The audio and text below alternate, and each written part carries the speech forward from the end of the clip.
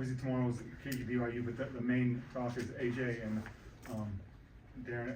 Just thoughts on that matchup and the game as a whole, and kind of you covered big games. Where does this ranking kind of that individual matchup? Yeah, this is huge. I'm trying to think about what it reminds me of when I did NBA sideline a couple times. This was a few years ago, and I had Victor Wembanyama against Chet Holmgren. It was OKC against San Antonio, and all of the questions were about Wemby against Chet, Wemby against Chet, Wemby against Chet. And everybody was like, no, it's OKC against the Spurs. Both coaches, both sides. Of course, the coaches are going to say that, but you can't help, like as an analyst, as a fan, to watch and to anticipate which star is going to shine. Like which player is going to put the team on their back, which player is going to make the plays at the end of the game, which player is going to rally his teammates together. Like these are the games that, for me as an analyst, you always go back and reference. Like when these two play each other in the league, when these two, we're going to talk about this game, we're going to show highlights from this game, how they played, what they did out there on the floor. We'll reference this game so many times. So to me, it's huge. I love watching the best go against the best. And whether they're guarding each other one-on-one or not, obviously they're two different positions, two different players, but how they put the teams on their back, that's what we'll finish walking away from this game talking about. If you take away those two guys, is there a key to the game? I mean, is it the team that adjusts best to realizing that it's team versus team, not player versus player, or anything in particular? Yeah, I think, both one term that a lot of people use, they use it a lot on the NBA side, we use it a lot just when it comes to superstar players, is like their gravitational pull, right? Like a superstar has so much gravitational pull. The defense is always pulling towards that one player. So the difference in the game could be which one of those players' teammates make the best adjustments around them, right? Like, is it Richie Saunders knocking down threes? Is it, just depending on which player alongside the superstar can shine as well. You talk about players being stars in their role, whether it's Badunga or Trey White knocking down a big shot for Kansas. I think Bryson Tiller is huge, and he's so versatile. He has so much skill, so much size. So yeah, I think as much as we talk about the two players, and we'll walk away from this game referencing those two so many times, the end result of the game will probably come from two or three of the other guys stepping up and playing their best basketball. You've started game day with two Big 12 matchups this year. What's impressed you about the league to this point? Yeah, I actually was watching an interview that Bill Self did recently this week, and he was talking about how the Big 12 this year reminds him of the SEC last year. But to me, the talent level in the Big 12, the style of play, the skill level, how hard these guys play, how they compete, the environments in every arena, like that to me, watching these games, it's so fun, it's so exciting. I just think the competition level, you've got a handful of teams, like I think the Big 12 could easily have two teams in the Final Four.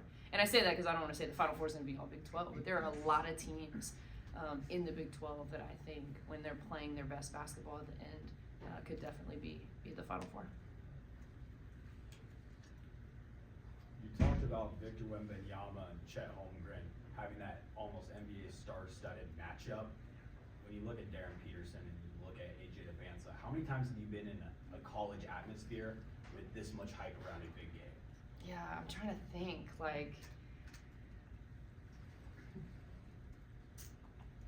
I'm like rolling through my mind of the different players and games and things that we've gotten to be a part of, and it's hard to think about it.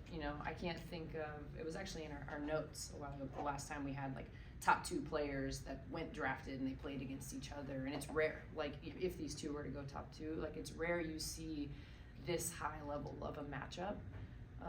So no, it's hard for me. I can't think of one. Obviously, I haven't been doing this as long as, not to call my colleagues old, but I haven't been doing this as long as they have. But to me, this is one of the biggest ones that we'll be able to talk about. If I think about when Kansas played UNC earlier this year, and everybody was talking about Peterson and Caleb Wilson, and this freshman class alone is just so talented.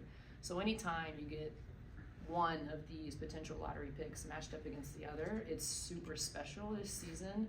But this matchup in particular, I think, is it's the best so far, for sure. Out of high school, I think, signed with Tennessee, Yeah. Coach Summitt. So you've been a part of a legend. Bill Self's kind of in that same category. What's it Yeah. like? What differentiates those coaches from being legends and being able to do than maybe just the normal? I mean, what's the difference there? Yeah, it's so funny as you said that. Like as I was walking through the tunnel to come in here, I was like thinking about Pat a lot, just because you think about legends and you think about coaches, and Bill Self obviously being one of them, and obviously we wish Pat was still here, but just the impact. I was walking through and just looking at all the different pictures of the different Kansas players that have been able to play in this program, and I was like, man, like how cool is it that Bill Self got to make such an impact on all of these players, like a long-lasting impact on who they are as players, who they are as young men. And I think Pat did the same thing, like truly special coaches to me. Like I always talk about, just from my experience with Pat, she could be stern, she could not want to hear any complaining, not want to hear any BS, but she also cared so much.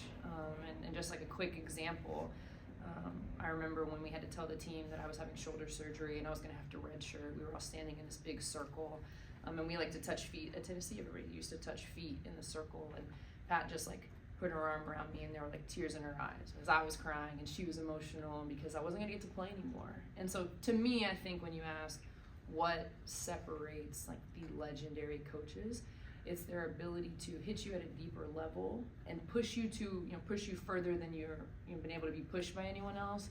But they can only do that because you know that they care about you. And to me, that's what I felt with Pat. I could imagine that, the players feel the same way.